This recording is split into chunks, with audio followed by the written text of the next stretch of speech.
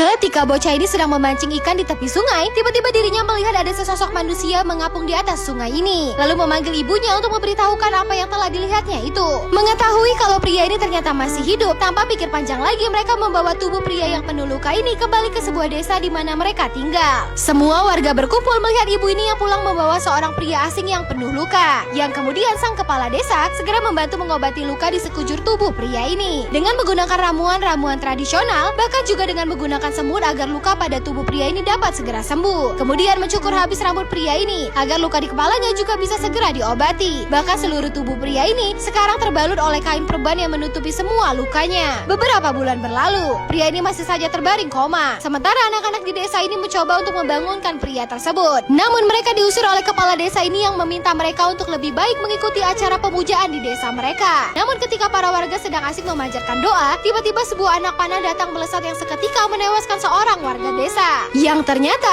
para pasukan penjahat ini datang untuk menyerang desa ini dan dengan tanpa ampun dan membabi buta segera membantai para warga desa yang tak bersalah ini. Penjahat ini mendatangi sang ibu yang berusaha melindungi anaknya ini. Namun melihat tetesan air mata sang ibu, bocah ini melawan dengan memegangi pedang penjahat ini walaupun tangannya terluka. Kepala desa ini berdoa kepada sang dewa untuk meminta pertolongan dari bencana buruk yang sedang datang ke desa mereka ini. Yang mana teriakan doa dan tangisan warga ini seketika membuat pria yang sedang terbaring koma ini mulai menunjukkan pergerakan dan secara perlahan mulai tersadar dari tidur panjangnya. Dan ketika penjahat itu akan menghabisi nyawa ibu ini, tiba-tiba sebuah tombak datang terbang melayang dan menembus tepat di tubuh penjahat sehingga membuat nyawa ibu dan anak ini menjadi selamat. Dan benar saja, pria ini ternyata telah bangkit dari komanya, lalu berdiri dari atas bukit, membuat semua warga desa menjadi berbahagia mengetahui kalau dewa penolong mereka telah tiba yang akan melawan semua para penjahat ini. Lalu pria ini segera melompat turun ke bawah untuk mendatangi penjahat botak ini dan tanpa sepatah kata langsung menghabisinya. Dilanjutkan oleh pria ini yang kembali menyerang para penjahat lainnya yang mencoba untuk menghentikan dirinya. Pria ini dipukul tepat di kepala dengan menggunakan obor, sehingga membuat perban yang membalut tubuhnya menjadi terbakar, dan secara perlahan mulai merontokkan perban yang membalut wajahnya, hingga akhirnya wajah pria ini dapat terlihat dengan jelas. Pria ini kemudian kembali bersiap dengan sebuah palu di tangannya. Bocah ini menjadi senang melihat pria ini yang kembali menghajar pemimpin penjahat ini dan membuatnya jatuh tak berdaya. Penjahat ini kembali bangkit, namun dengan sebuah tombak, pria ini mengakhiri perlawanannya dan berhasil menyelamatkan warga desa ini dari pembantaian yang akan mereka lakukan. Melihat pria ini yang telah berhasil menyelamatkan nyawa mereka, para warga dewa berkumpul untuk menyembah pria dan menganggapnya sebagai seorang dewa. Namun pria yang masih hilang ingatan ini malahan bertanya ke mereka, "Siapakah diriku?"